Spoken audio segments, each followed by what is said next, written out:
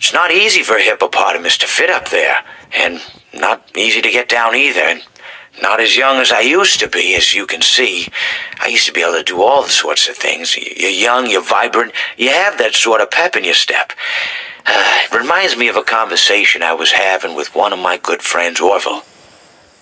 We were having a nice picnic one day. I believe it was summer. No, perhaps it was... Was it the fall? Yes.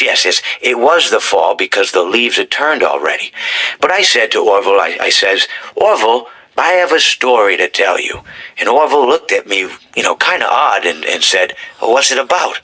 I said to him, not every story has to be about something, Orville.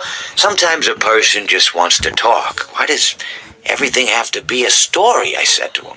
He just looked at me and he said, well, you said you had a story. And, he was quite right. I did, in fact. I told him I had a story. I suppose if a person just wants to talk, then it's best to not announce that you're telling a story.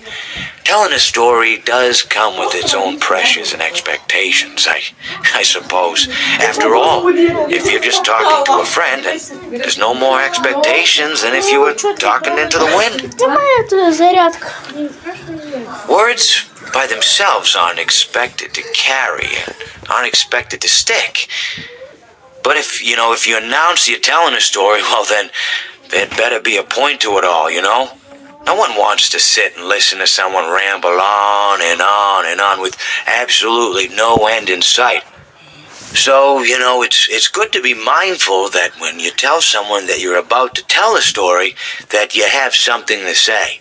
Telling someone that you're going to tell them a story is tantamount to asking them to stop what they're doing and pay attention.